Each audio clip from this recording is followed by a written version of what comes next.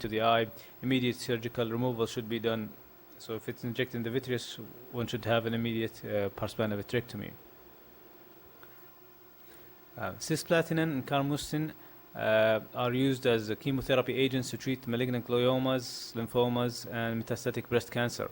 These medications can cause 3 different types of distinct retinal toxicity. Fundus changes are associated with severe visual loss. It begins around like 1.5 months after starting the therapy.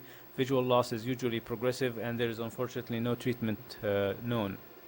The 3 distinct types of toxicity usually present as pigmentary retinopathy of the macula, cotton wool spots, intraretinal hemorrhages, macular exudates, and disc swelling, or severe arterial occlusion, vasculitis, and papillitis. So that was one of the first mechanism of retinal toxicity. Another mechanism is causing severe vascular damage. So talc retinopathy is common in patients who are IV drug abusers. This retinopathy causes or consists of small white glistening crystals. These concentrate in the end arterioles of the posterior pole. What happens is that the drug abusers will crush oral medications that contain talc, which is hydrous magnesium silicate, and this substance is used as an inert filler in the oral medications. After IV administration, talc particles will embolize to the pulmonary vasculature, where the large particles will be trapped. After repeated injections over months to years, collateral vasculature develops, and the particles will enter the systemic circulation and embolize to other organs. Once a large number of talc particles lodge in the small arterioles of the retina, there is a characteristic picture that develops, which is of ischemic retinopathy, capillary non-perfusion, microaneurysms, and cotton wool spots and venous loops can happen. In severe cases, this can develop into univascularization of the disc or elsewhere, and vitreous hemorrhage. So it's kind of like in a picture of severe diabetic retinopathy. So in the beginning, there's just the talc crystals deposit in the posterior pole with severe retinopathy, severe vascular non-perfusion. Then VEGF will increase in the posterior pole and cause of the severe posterior pole findings. Aminoglycosides, antibiotics, have been known to cause severe retinal toxicity. This can result from an intravitreal injection for endophthalmitis, like was used in the past, or as prophylaxis after routine eye surgery, so giving subconjunctival injections, or after the use, or in the past they used to use it in the infusion fluid during cataract surgery. Gentamicin is the most toxic antibiotic of the family, followed by tobramycin and amikacin. Findings include profound visual loss, intraretinal hemorrhages, retinal edema, cotton wool spots, and severe vascular non-perfusion in acute stages. Later on, patients can have rubeosis iridis, neovascular glaucoma, and pigmented retinopathy and optic atrophy. This is an image showing the severe vascular occlusion in the macula after an intravitreal gentamicin injection, and this is the fluorescein angiogram. Preservatives found in the injectable gentamicin are likely play an additive role in its ocular toxicity. Histologically, vessels closure appear to result from granulocytic plugging, and the prevention of toxicity can be made by abandoning the use of these medications routinely after intraocular surgery, and using alternative medications in the treatment of bacterial endophthalmitis, like what is used now. We are not using intravitreal amikacin anymore. We're using ceftazidime. In animal studies, it has been shown that thin sclera alone, without even perforation, can result in increased elevation or increased intraocular concentrations of gentamicin after subconj injection. If inadvertent intraocular injection was done, immediate parsplana vitrectomy should be done, and posterior segment lavage should be performed. Another newer toxicity is the intracameral vancomycin. This produces hemorrhagic occlusive vasculitis. This is thought to be an immune-mediated reaction, especially if when the second eye is operated in close proximity to the first eye. There is now numerous cases reported in the United States in patients who had cataract surgery, and it's usually the second eye that develop the severe reaction. Unfortunately, severe visual loss results from this reaction. Interferon is used to treat Kaposi sarcoma, chronic hepatitis, melanoma, renal cell carcinoma, and also used in treatment of leukemia and lymphomas and hemangioblastomas. Interferon therapy been associated with development of cotton wool spots and small intraretinal hemorrhages, but patients who receive high doses can develop optic disc edema, branch retinal artery or vein occlusion, central retinal vein occlusion, anterior ischemic optic neuropathy, and cystoid macular edema. Changes are noticed in the first 1 or 2 months of therapy, and seen more frequently in patients who have hypertension or diabetes. It may be caused by an increased immune complex deposition and activation of complement with leukocyte infiltration of the retinal vessels. These are pictures showing a patient who has bilateral retinal hemorrhages and cotton wool spots, and with the fluorescein angiogram, there is profound cystoid macular edema in both eyes. Gemcitabine is a chemotherapy agent used for non-small cell lung cancer and breast, ovarian, and pancreatic cancer. It has been associated with Purture-like retinopathy and non-perfusion. Another mechanism of retinal toxicity is cystoid macular edema.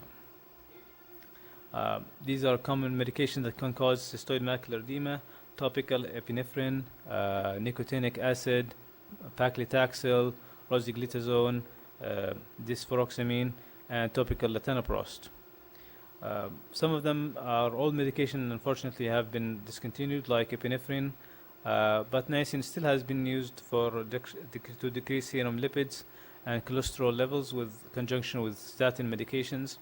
The dose greater than 1.5 gram per day can cause blurred vision and sometimes associated with paracentral scotoma or metamorphopsia. Usually, the fluorescein angiogram in this case classically shows no leakage, despite there is cystoid macular edema. It's speculated there is a direct toxic effect to the Mueller cells, and this results in the intracellular edema. With stopping the treatment, cystoid macular edema usually resolve and vision generally returns back to normal. Only patients who are symptomatic should be evaluated for nicotinic acid toxicity. Latanoprost has been used for glaucoma for some time now, and recent case reports and studies have documented that probably around 2% to 5% of pseudophakic or aphakic patients taking this medication can develop cystoid macular edema and anterior uveitis. This fortunately resolves after discontinuing the medication. Paclitaxel, docetaxel produce similar chemotherapy agents that are used for breast and lung and prostate cancer. They have both been associated with angiographically negative cystoid macular edema. Edema appears to respond to treatment with topical or systemic acetazolamide and or anti-VEGF therapy. So patients who are needing this chemotherapy agent for their cancer can be treated with oral acetazolamide or Avastin and continue on the medication as it's respond well to the treatment of the cystoid macular edema. This is an image showing the fluorescein angiogram. There is no leakage in the fluorescein of the macular edema, and the OCT showing the clear cystoid spaces.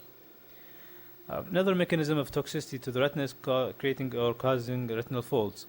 So sulfa antibiotics, acetazolamide, hydrochlorothiazide, metronidazole, topiramate are all associated with the rare happening of retinal folds.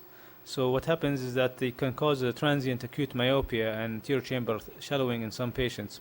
This is thought to be a result of ciliary body swelling, choroidal effusion, or both, and the rotation of the lens iris diaphragm. Retinal folds in the macula are seen usually in young patients, and this is resulting from the vitreous traction on the macula that's caused by the forward shift of the lens and iris.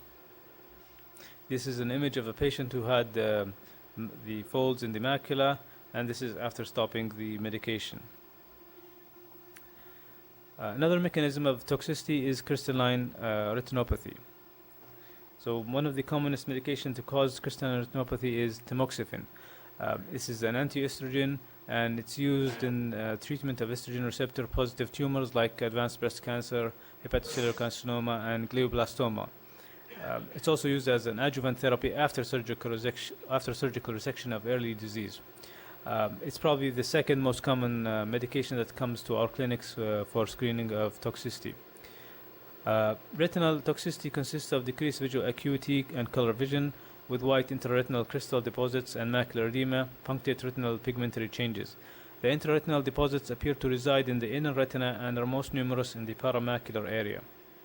This is an image demonstrating the classic appearance of the tamoxifen crystalline retinopathy in the parafoveal area in both eyes.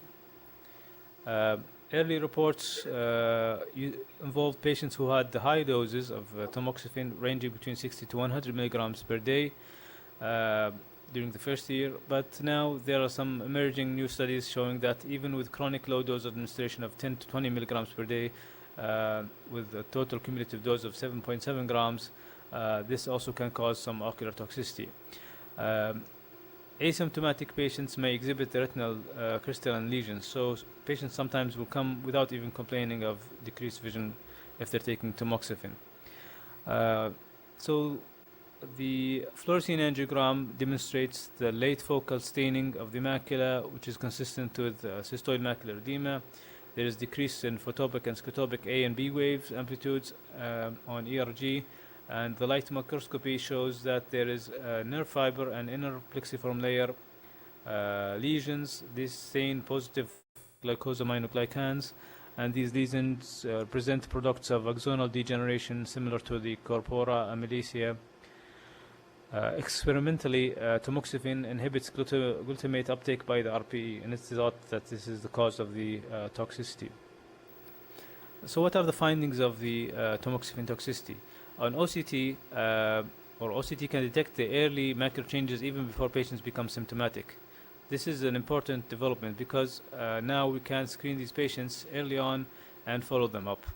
Low-dose therapy of tamoxifen usually produces foveal cyst and causes disruption in the ellipsoid zone, like the image on the right. High dose or higher dose therapy usually results in cystoid macular edema, and this can rarely develop a macular hole after the rupture of the foveal cyst. With current low-dose therapy, retinal lesions are rare, but routine examination of asymptomatic patients is not indicated. But given that the new developments in the spectral domain OCT, this might play a role now in early detection of toxicity, and this might change the screening or change us into become more proactive in screening these patients with tamoxifen who are using tamoxifen. In confirmed cases of toxicity, usually there is a visual disturbance, and usually the medication should be discontinued. Visual function can improve after discontinuation of drug, but the refractile deposits usually remain in the retina. If cases still persist or still have persistent macular edema even after stopping the medication, there are some reports of using anti-VEGF medications that can improve the macular edema. Another cause of crystalline retinopathy is canthaxanthine. This is a naturally occurring carotenoid. It's used as a food coloring agent and used for skin pigmentation treatment in vitiligo and treatment of photosensitive disorders like psoriasis and photosensitive eczema. It's also been used as over-the-counter and as an oral tanning agent. It's a ring-shaped deposition of yellow deposits or yellow-orange crystals in the superficial retina with the higher dose of the medication. Total dose of 19 grams over 2 years. This is the picture of the canthaxanthine retinopathy. As you see, yellow deposits outside the foveal area. Usually patients are asymptomatic, and usually their fluorescein is normal, and fortunately with discontinuation of the medication, the deposits clear slowly over the year. Other agents that are reported to cause crystalline retinopathy are nitrofurantoin, which is an antibiotic that's used by mostly by the urology people to treat UTI. The retinopathy was associated with very long use of nitrofurantoin for many years in patients who have persistent UTI. Fludarabine phosphate is a nucleoside analog used in chemotherapy, has been also reported to have crystalline retinopathy. Ritonavir is a heart agent that's used to treat HIV patients, and methoxyfluorine is an anesthetic agent that has been discontinued in the United States. I'm not sure if it's discontinued here in Saudi Arabia or not, but has been reported to cause crystalline retinopathy, especially in patients who have renal or hepatic issues. Antalgic retinopathy, as we discussed before, in the vascular causes of or vascular damage type of retinopathies. Uveitis. So some patients present to us with acute uveitis related to retinal toxicity of some medication. The most common of them or the most famous of them is erfabutin, which is an antibiotic that's used in the treatment of Mycobacterium avium complex in patients with or without AIDS. Patients treated with high doses of this antibiotic for the systemic MAC infection can develop uveitis. This is usually bilateral and can be severe enough to cause a hypopyon. It can occur from 2 weeks to up to 14 months after the starting of the medication, and combination with drugs that inhibit cytochrome P450 increases the toxicity. So like patient who is taking clarithromycin or fluconazole in addition to rifabutin will have increased toxicity or increased retinal toxicity. Most cases have been reported as anterior uveitis, but there are some few reports of vitritis or retinal vasculitis, and long-term use of this medication can result in ERG abnormalities. Rifabutin-associated uveitis can be treated successfully with topical steroids and or by decreasing or discontinuing the medication. Cidovovir is a nucleotide analog that's used for the treatment of CMV retinitis. This medication, given intravenously or intravitreously, was associated with anterior uveitis, hypotony, and visual loss due to the direct toxic effect of the drug on the ciliary body. Complications can be treated and sometimes prevented with the use of topical steroids, cycloplegic, and oral propenicid. And fortunately for nowadays, we use intravitreal ganciclovir to treat CMV retinitis. Other agents that are associated with retinal toxicity are digoxin, which is used as an antiarrhythmic agent in some patients with chronic heart failure. It does not cause a characteristic fundus abnormality, but patients often have ocular symptoms of blurred vision, scintillating scotomas, and xanthopsia, which is yellowing of vision. Changes are caused by direct toxicity of photoreceptors, and the visual symptoms are usually reversible after discontinuing the medication. Methanol is a type of alcohol. It's occasionally ingested by alcoholics, usually in the low-quality alcohol that is usually made. It's like the paper. It's not the usual alcohol that is available like outside the kingdom. This causes visual blurring and visual field defects, which happen acutely and rapidly within the first 18 hours. Early fundus findings include optic disc hyperemia and retinal edema, and patients will have later on optic atrophy. The optic nerve toxicity is severe and mediated by formic acid formation. This is a breakdown product of methanol, and this directly affects the inner retina and optic nerve. If suspect a patient who have methanol toxicity, early hemodialysis is effective in removing the methanol from the blood or from the body, but visual recovery is not evident by the 6th day. Usually it remains permanently affected. Drugs that are used for erectile dysfunction inhibit phosphodiesterase 5, and they also block phosphodiesterase 6, which is a key enzyme in phototransduction cascade. This causes a rise in cyclic GMP in the photoreceptor outer segments, and the patient notices usually a bluish dyschromatopsia, which is dependent on the dose. So higher dose will cause more symptoms. Usually this happens in the first 1 or 2 hours after the ingestion. Occasionally there might be some transient depression in the electroretinogram, and these medication cause a slight increase in choroidal circulation. This is associated with some cases of central chorioretinopathy and cases of non-atherosclerotic ischemic optic neuropathy and ciliaretinal artery obstruction in patients who are using the higher doses of these medications. So in conclusion, although there are thousands of medications used, we only have, fortunately, a small number of medications that produce retinal toxicity. The mechanism by which the toxicity develops is still unknown in many cases, but with numerous new medications reaching the market every year, ophthalmologists should maintain a high index of suspicion that patient symptoms and clinical findings may be related to one or more of their medications that they are taking. A close relationship with the treating physicians that patient is following up with is essential to treat the patient and find alternative medications for the patient's condition. Thank you. If anyone has any questions.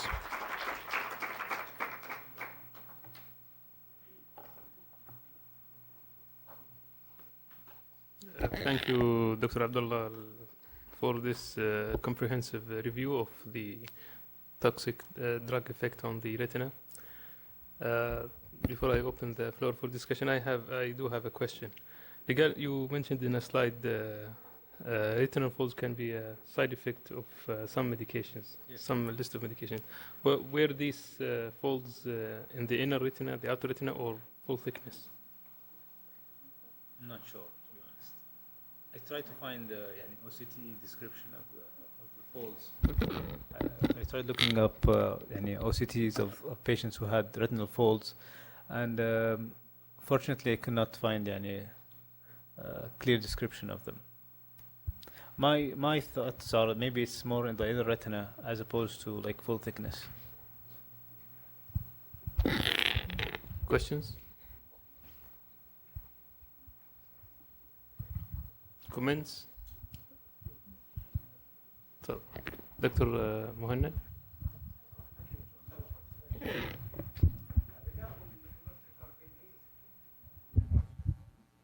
And we know that hydroxychloroquine toxicity affecting the central visual field in the Western countries, and the Asians affect the peripheral field.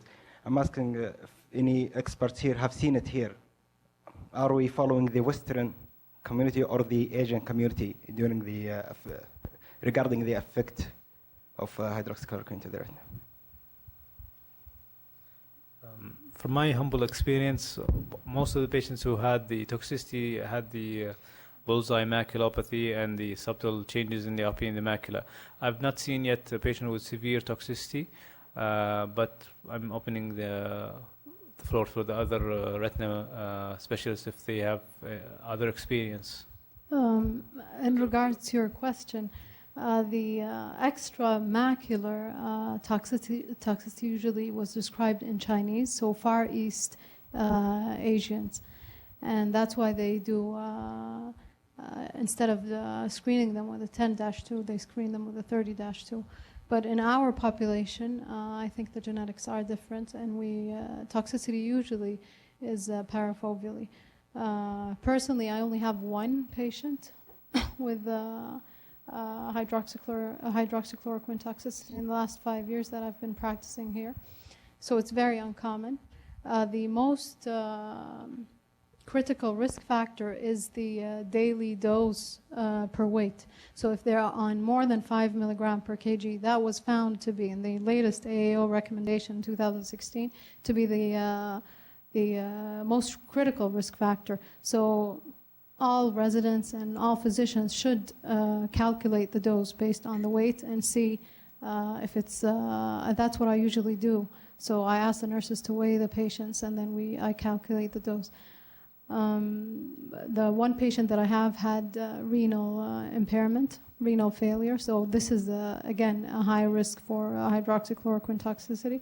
Liver disease is no longer in the risk factor list on the recent AAO recommendation 2016, although it is metabolized by the liver, but it's excreted by the kidneys. So they did alter the risk factors based on that.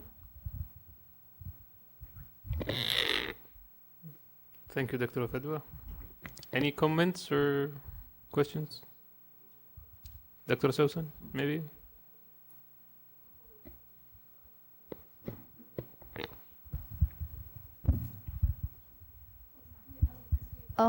Thank you very much. I thought it was an excellent lecture, a very, very exhaustive review, obviously, so thank you very, very much. In terms of the hydroxychloroquine toxicity, I've only seen 2 in 29 years of practice, so really rare. Maybe because we practice at KKESH and we don't get the people who have the systemic, rheumatoid arthritis and so forth. So, and the ones where I've seen toxicity was like RPE stippling, in the foveal area. And we had stopped the medication because we found alternatives. With the chelating agent, this paroxamine agent that you've mentioned, there can also be vitelliform lesions that look like Best disease. So that's one of the things to consider. And with the Viagra, it can also lead to CRVO. And I think Dr. Abdallah Al-Ataibi and I have probably seen the first case of a patient who used the drug, described very, very nicely the bluish vision, and then an onset of CRVO, bilateral CRVO, in the hours that followed that. So we did not report it, unfortunately, but it was a very striking thing. Yeah. So, but the rest was, you did, you went over everything. I really don't have any questions. Thank you very much. Dr. Suleiman. Thank you, Dr. Abdallah, for this excellent lecture. I have a comment and a question. The first one is regarding, there are some, you mentioned about interferon, and if I'm not mistaken, there was a case report from King Abdulaziz University Hospital, Abu Asrar, and Muammar. They published VKH-like picture with interferon use. There are other medications that could lead to subretinal fluid, and these are the new checkpoint inhibitors. They can lead to subretinal fluid collection that look like VKH. If I'm not mistaken, Viagra also can cause CSR picture in addition to testosterone intake, and these are the 2 medications that I'm aware of that could cause CSR-like picture. In terms of the second point is the question, did you come across any toxicity of inadvertent injection of peribulbar anesthesia? So if you perforate the globe and you inject the mixture that we use with hyaluronidase, do they cause any effect on the retina? I did not come across it, but I might go now, update the lecture, find something about the local anesthetics. So one question, you mentioned about steroids preparations. You know that we use Kinacort, Kinalog all the time. Yes. And the label says not for intraocular use. And we know that it has preservatives, alcohol preservative. And personally, I haven't seen any toxicity clinically in humans. I know it is in animal studies that they reported if high doses used could lead to toxicity, but personally, I haven't have anyone seen toxicity with these medications. Or do you often, or anyone, if you use diluted triamcinolone intraoperatively instead of using the full dose without dilution? So as you said, there's the experimental studies showing that triamcinolone can cause some mild toxicity and some changes in the retina. Although it's not observed clinically and on a wide field, but I prefer it when I order the triamcinolone to get the one compounded in our pharmacy. So they centrifuge it and then they kind of take the particles and they add BSS. So it's kind of like trying to remove the preservatives in it. I don't like to take it straight from the vial because of this, because of the thing about toxicity. In the United States, they have the Triessence, which is the one that has no preservatives. But unfortunately for us, it's not available here. So either we go to Ozurdex implant, or we can try asking the pharmacy to compound it. But I didn't want to bring up this issue because I don't want everybody to take this that triamcinolone is toxic. Why should we use it and all that? So I just took the known medications that usually cause the severe reactions and that we usually use as subconjunctival injection. تفضل دكتور. Thank you, Dr. Abdullah. It was a very nice lecture. My question regarding the intracameral vancomycin that have been used in the state, and we have seen a lot of reported cases about the hemorrhagic retinopathy. And our practice here and maybe in the university, we're injecting intracameral cefuroxime. Yes. Do you have any experience? Do you have any complication of cefuroxime? Do you think avoiding injection intracameral in conclusion of the surgery is better than injecting an antibiotics in these cases? I've not seen a case with posterior toxicity from cefuroxime, but I've heard of reports of even like anterior chamber toxic reaction because of the cefuroxime injection. But in our hospital, didn't see a case yet. Although the cataract surgeons in our hospital now use it as routinely, but even so, like some of them and most of the retina people, we don't use it. Just because, why add an extra step that might cause a problem? Yeah. But there have been reports on errors in dosing, cefuroxime and cefazoline as well, and they caused transient macular edema that resolve with time.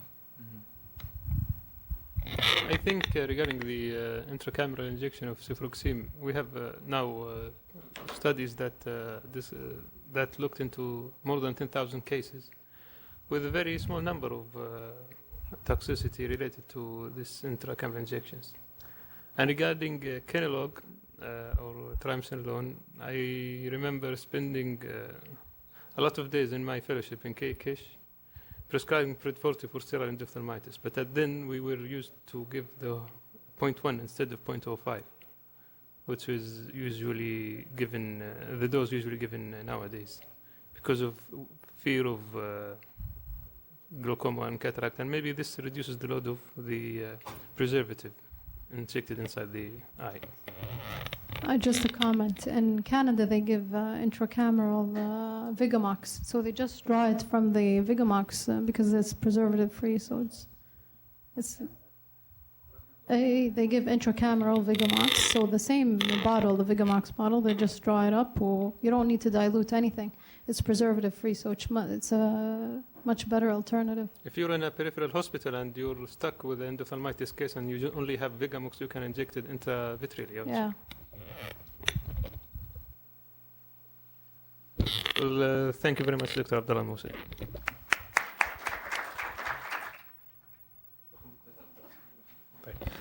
بالنسبة للشباب الكويز تبون نسوي الحين ولا؟ ها؟ 10 دقائق؟ إذا كان أذن نصلي. الله يعطيك العافية.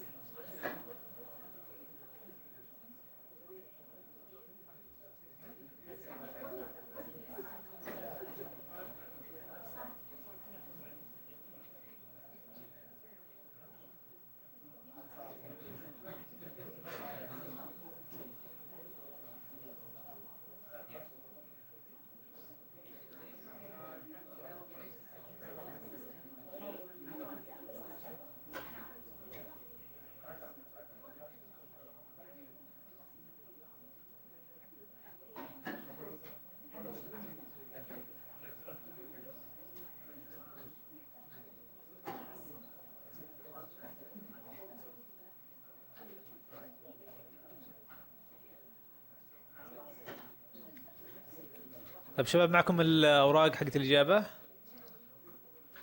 طيب.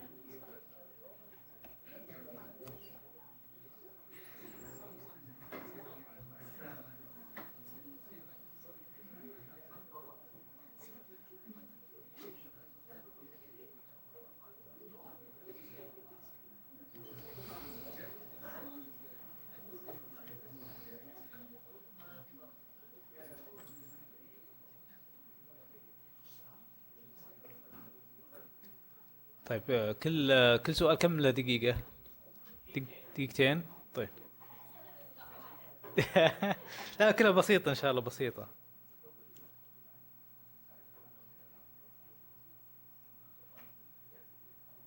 طيب يلا بسم الله.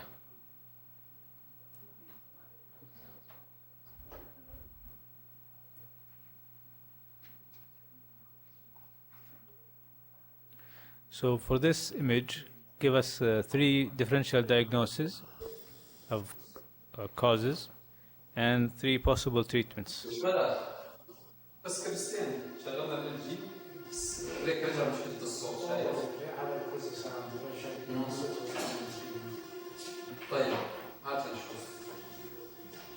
Very easy. بس علمنا كلها بسرعة.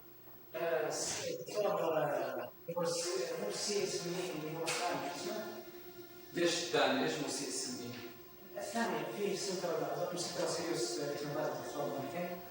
لا السنترال السي اس ار ما بشوف هذا اكسوديتس. هذا عندك سيرسينيت يسموها سيرسينيت اكسوديتس تمام؟ هذا فيري تيبيكال. عندك هون ممكن طبعا تكون مايكرو انوريزم تمام؟ مايكرو انوريزم بيسوي ليك قوي. كيف تعرف انه هاي مايكرو انوريزم؟ Second question. هل في signs of diabetic What category of age-related macular degeneration is this?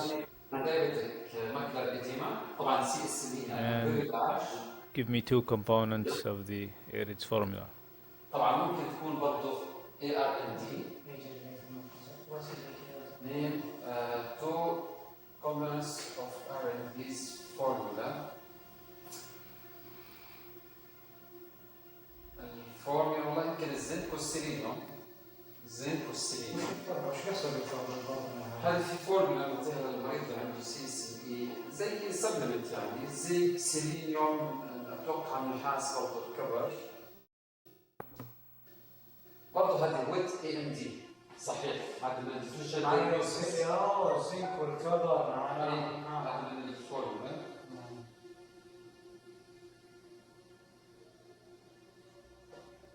بس مشكلة الصوت زي جوا. خلينا نتابع ونشوف. بس الصوت هذا يقول لك ترى يقول لازم تكون عارف. هو انا عم اسال عن النوع الثاني. What category of ARND is this؟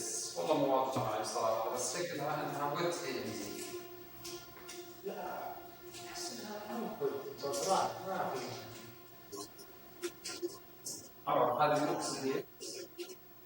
طبعا هذا السوفت اكسديت. In this OCT image, which systemic medication can cause such lesion? And name two other retinal complications.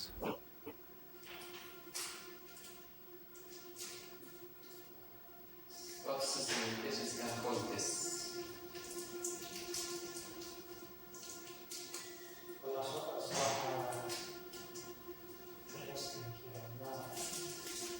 هذا يعني ما كل القوة مو هو واضح صراحة.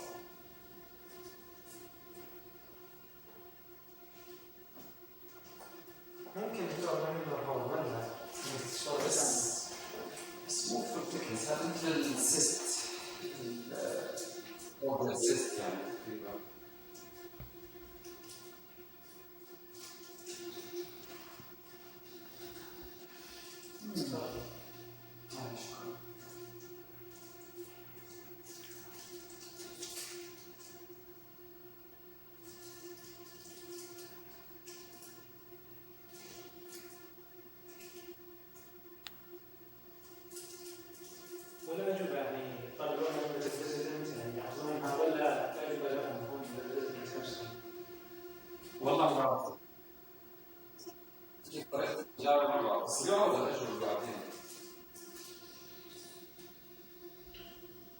يعني ما بعرف اذا فيها تقييم ولا لا، ما اعرف. Okay, in this fundus photo, what is the finding? And name 2 medications that can cause this.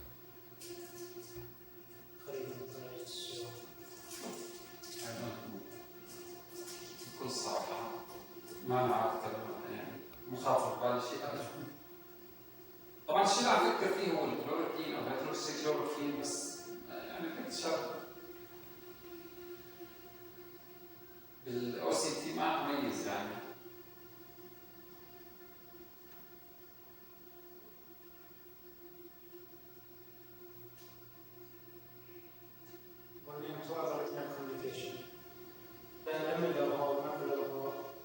هذه كلها تحتاج complications.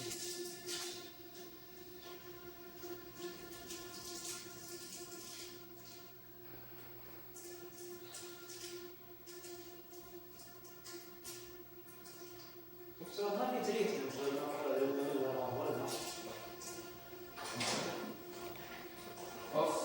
والله يا بس لا والله ان شاء الله في الصوت. Okay, last question. What is the diagnosis? And how is this condition inherited? شوف 4 attempts plus 2 times I called. الله تبارك. I will keep calling. شوفها. لا خلاص. لا خلاص لا تعب نفسك. ننتظر ما تمش معي. خلوا العصب. يعطيك العافية. والله يحفظك. هذه Grand Round. يس. مثل اليوم. هي أسئلة كويز للريزدنت بشكل اليوم. هذه الاثنين؟ هذا هو 60 أكثر.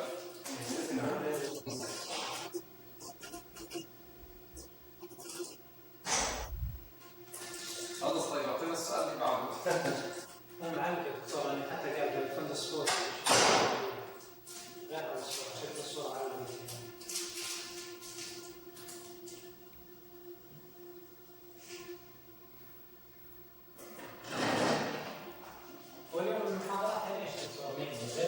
والله أنا شفته بس كان على الأكريبال سيستم دكتور بصري.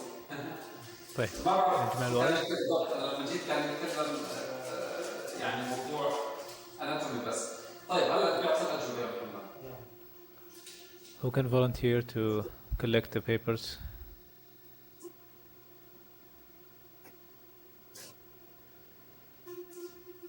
طبعا أنت دي جي إف. شباب.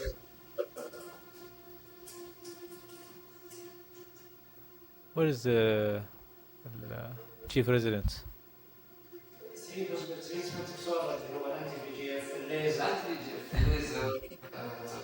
السيرويد أحيانا. جاوب يعني. يلا يا شباب يلا. سهلة. أي سهلة والله. حتى هو سهل. هاي سهلة. هذه إيزي. عند الريزدنت يقول خلاص.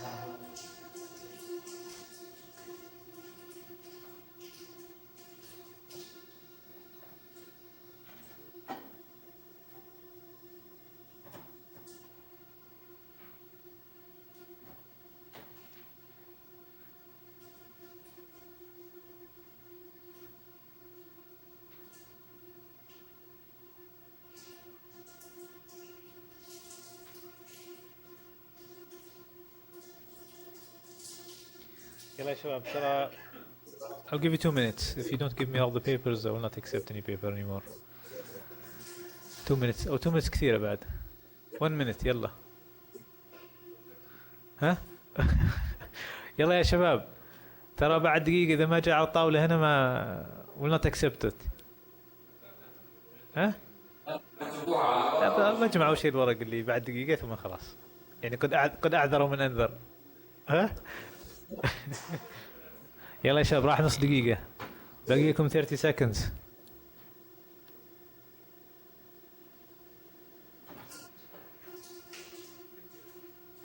يلا يا شباب. ترى بس هذول اللي بيصححون بس. يلا صوته مسموع. صوت عفوا خط التشويش.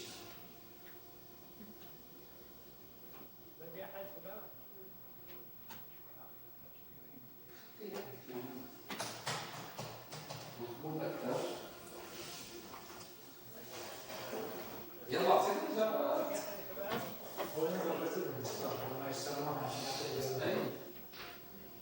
بس هذا سهل قلت لك. CSME أو microorganism. تيجي مثلا 3 options. Surgery not indicated.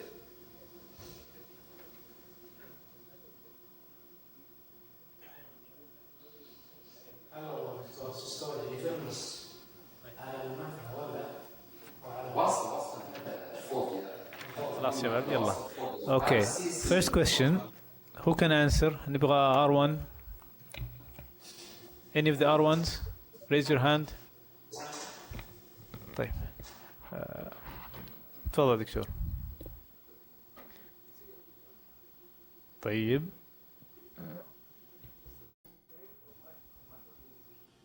Sorry, microorganism. أيوة. So microorganism, CMVM. طيب, what are the possible 3 treatments? So focal laser, anti-VEGF. طيب, ممتاز.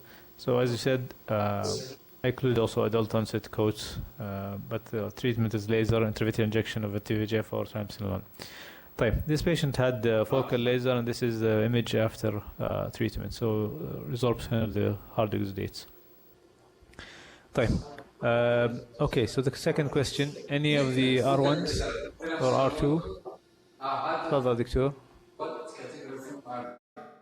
ممتاز. Okay. هذا طبعا سوفت دروزن، هذا اللي شايفه ممتاز. دروزن. ايوه ايوه ايوه. طيب, ممتاز. طيب, so in age-related macular degeneration, based on the examination of the eye, if the patient has fewer than 5 small drusen, it's no AMD, then there's mild AMD. This case is an intermediate AMD because there's more than 1 large drusen and non-central geographic atrophy. Okay, and the components of the ARIDS formula, as you said, vitamin C, 500 milligrams, vitamin E, 400 international unit, vitamin or beta carotene, 15 milligram, zinc oxide, 80 milligrams, and 2 milligrams of copper. So in the new preparations, they changed the beta carotenes to zeaxanthine. Okay, third question. R2, any other R2 or R3? تفضلي دكتورة. Okay, no. Any other answer? تفضلي. طيب, ممتاز. Tamoxifen, because the hydroxychloroquine causes the parafoveal changes, the flying saucer. The tamoxifen causes the cavitary lesion or foveal cyst that can expand. طيب. So what are the other 2 retinal complications? ممتاز. Macular hole or crystalline deposits in the retina. So crystalline deposits, macular hole, or cystoid macular edema. تفضل دكتور. شكلها مثل الذهب كذا بالماكله، بس هاي السيست اول مره بنتبه لها، اول مره يمكن مرت معنا بس ناسيها تماما. هيدروكسيكلوروكين ما بيعمل اي شيء، قلت لك بيعمل اتروفي. هو كان بيقولها هيدروكسيكلوروكين. قال لك هي التاموكسيفين، بس واحد كان ظاهر واحد جاوب على الهيدروكسيكلوروكين، قال له الهيدروكسيكلوروكين مو هيك يعني. هذا تاموكسيفين اكيد. هلا شو بدها الاجابات؟ المفروض. بتعرف التاموكسيفين؟ لا مش هو انتي استروجين، بيستخدم لعلاج سرطان الثدي. تمام، فيري فيمس، ويل نون ميديكيشن، ويل نون انه بيسبب كريستالين ديبوزيتس بالكورنيا، سوري بالريتنا، بس هاي الست اول مره قلت لها صراحه، يعني انترستنج صراحه.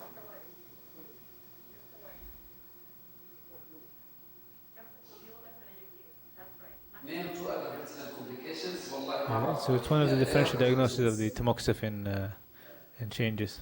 And that's why they say fluorescein angiogram also will help differentiate.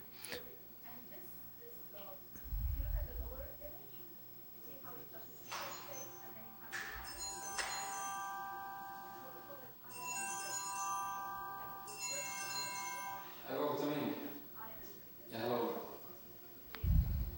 طيب. Thank you, Dr.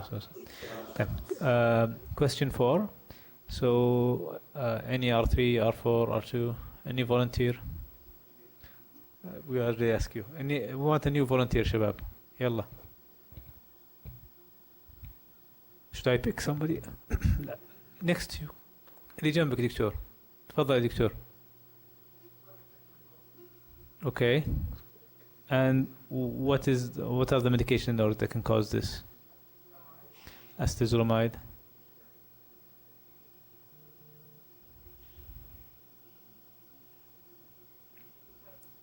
Sorry?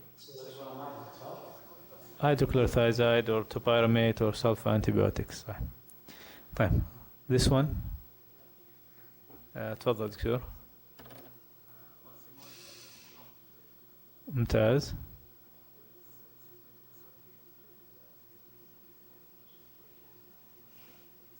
Okay. ممتاز. It's sporadic. It's not inherited actually. طيب ممتاز. بارك الله فيكم شباب. يعطيكم العافية.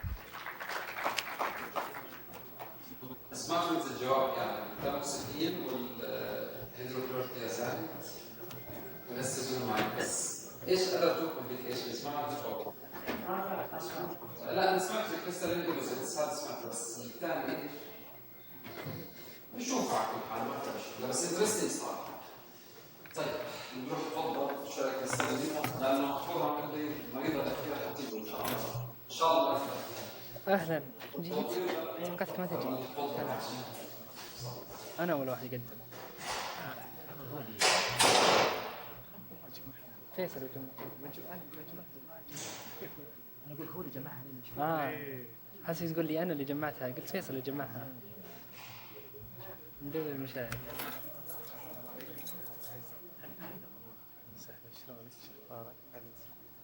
أنا أبي أمسككم بعد.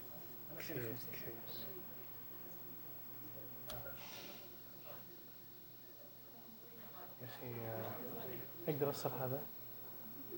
أقدر أوصل هذا؟ لا يشبك هنا ما يدخل؟ يدخل هنا. إيه عاد يشبك بس.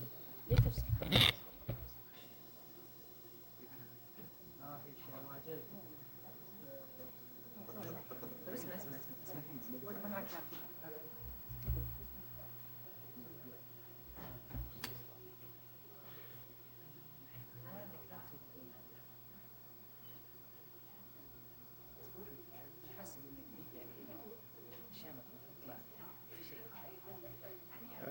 هو في أشياء صراحة. لا ما طلع شيء. سوي له سيف ريموف.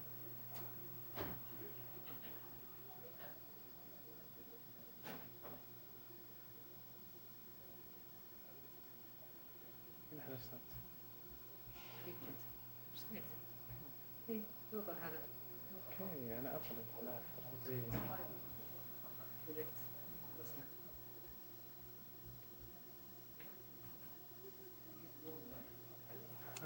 وين احضر شوف حقك. شوف بس والله ما يفتح. ايوه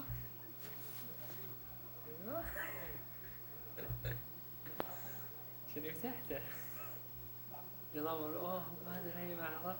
لا تكفى. ما معك الا هذا من ورا هنا شغل فلاش كذا.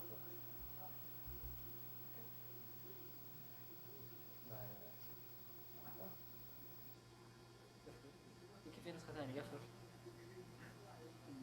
ما نسيت ما في نسخة ثانية.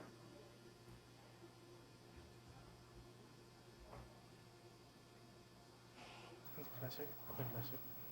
ما نسيت وين زياد؟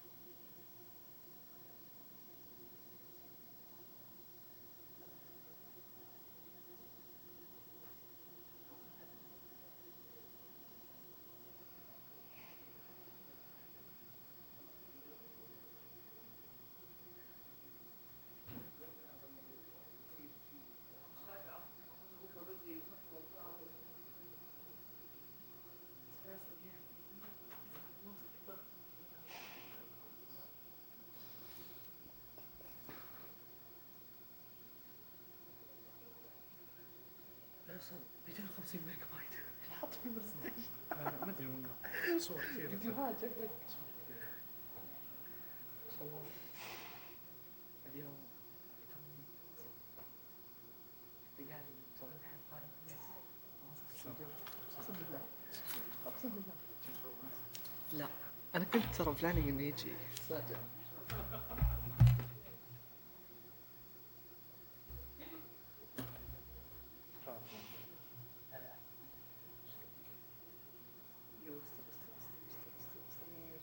لا تفتح ماي ايدي الله يبشر فيك.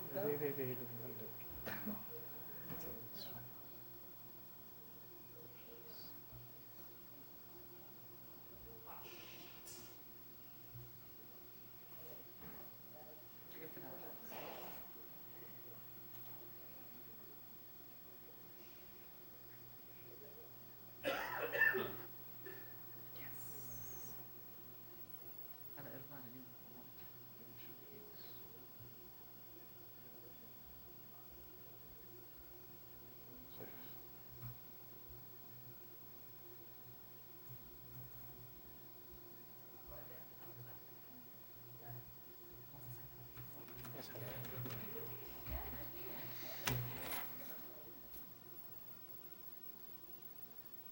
تبي أسألك؟